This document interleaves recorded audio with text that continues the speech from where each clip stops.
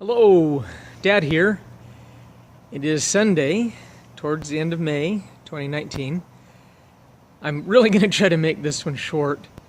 Next week I head back home. Yay! Which would be nice.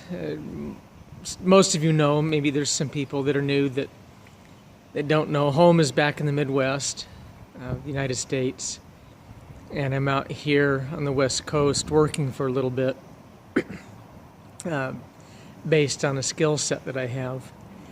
And I wanted to talk a little bit about perception, specifically the perception of threat.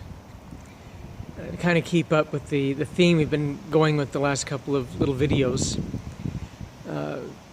At the place I'm currently working out, they asked me to help out at, there's a lot of wildlife, and we've had bears and you know typical coyotes and bobcats, mountain lions, and things like that.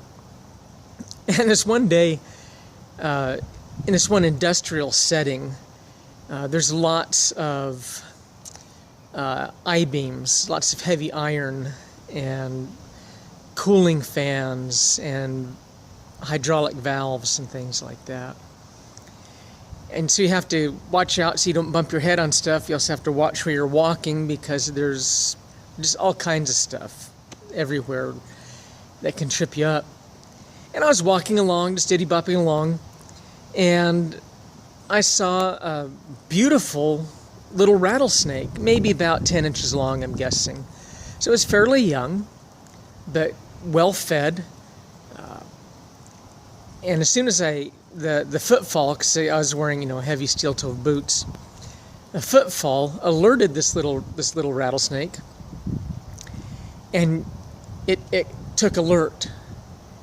And at the time, to that snake, I was its threat, even though I had no intentions of bothering or hurting that little snake. And I got closer, and I noticed it, and it raised up a little bit, kind of got up, and I would walk a little bit to the left, and its head would follow me, and the body would turn. I'd go a little bit to the right, its head would follow me, and I would, it was just really, and its tongue was going out, trying to smell me, and it was just really a neat-looking snake. And I thought, you know what? If this little critter stays here, he's liable to get hurt. So I need to move him. That's it. But I had, now in a little office that we've got some snake tongs, because we do have issues with animals and critters there. And, okay, the thing to remember is that snakes typically will strike maybe 1/3 of their body length, 1/2 if you're lucky. And that's, when they're all coiled up, they've got more spring, they can strike farther and harder. But this little guy was pretty much spread out, maybe a little slightly coiled, like S-shaped kind of. And okay, I need to move around this little snake to go to the office to get a bucket and some snake tongs so I can move it. I'm not going to kill it, it's no need to.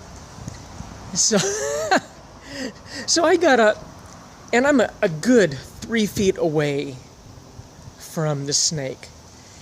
And intellectually, I know that the most that this snake can strike is 5 inches. Because it was spread out, probably 1.5 inches, maybe 2 inches if we're really lucky. Because it was up a little bit, just kind of tracking me. So, and I gave myself quite a giggle.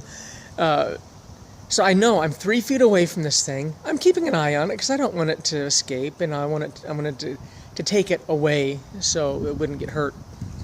And as I'm going by, I'm scooting by, And again, I'm 3 feet away, and this little snake just kind of does just a little like that. And I flinched. Ugh. And it was totally unnecessary, because I know in my mind that there's no way that that little snake can hurt me. And the snake didn't know I had no intentions of hurting it. It was just funny because of the perception. Because one, the perception is accurate as far as rattlesnake, dangerous. Yeah. And the same thing is true with encounters with human beings. Some people are obviously posturing and trying to show that they're a threat. And so you're going to be a little bit more on high alert. You're going to want to be careful. And you're going to want to observe, watch. Well, I guess it's the same thing.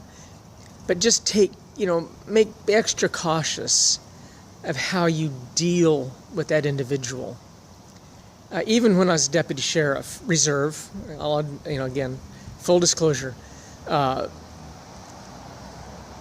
you never know when somebody might be dressed as a priest, could be just a costume. So you have to be cautious. Or somebody that looks like, a real thug might be the nicest, most gentle person in the world. They're just doing that either for fashion or because they want to avoid conflict. So anyway, so I went back and I got the snake tongs and the bucket, and by this time I'm facing towards the southwest, so the sun is probably low on the horizon, not sunset yet, but low on the horizon in the northwest. Just really good lighting, and I wish I had a camera and I could got some really good footage for a nature show or something like that. I could have sold it, but I went and I grabbed this snake with the tongs, not too close behind the head, but probably a few inches behind the head. It was just enough room for that snake to strike at the tongs, and when it did strike, I mean, it shot its load. You could see in the air this mist cloud of venom that the snake had expelled, when it struck. And it was just gorgeous. And I'm thinking, wow, good thing it wasn't my ankle. And then, put the little guy in the bucket and observed it for a while, took some pictures and shared it with the family on Messenger. And then we moved it to an area where there's a creek and some abundant food for it. It was just really a neat thing, and a good lesson, I guess, if you will, about one, you have to be observant. You have to be aware of your surroundings. If I had just been walking along, not looking where I was going, I could have got into a bad situation, the bad part of town, if you will, whatever that means, because sometimes the name is wrong. And also, the snake and myself were both cautious of each other, even though I had no intentions of harming it. And the snake really doesn't consider me a meal because I'm just too big. It was defending himself. So the lesson from this, if there is a lesson that anybody can learn from this, besides be aware, pay attention to your surroundings, look for signs of a threat, and know the potential warning signs of a threat. Is somebody acting irrationally? Is you're talking to somebody, they're getting agitated, or are they starting to ball their fists up? Or are they getting in a defensive posture? the tone of their voice, the tenor of their voice changing. Most people, when they get stressed, the pitch of the voice tends to go up just a little bit. Are they looking around, looking either for a way out or an opening? There's all kinds of things that you should be aware of. But that's it for today. That's all I really wanted to share. Next week, I'll be back home again in the Midwest for a couple of days before I come back out to work. But thank you for spending time with Dad. I appreciate it. And have a wonderful day. Bye-bye.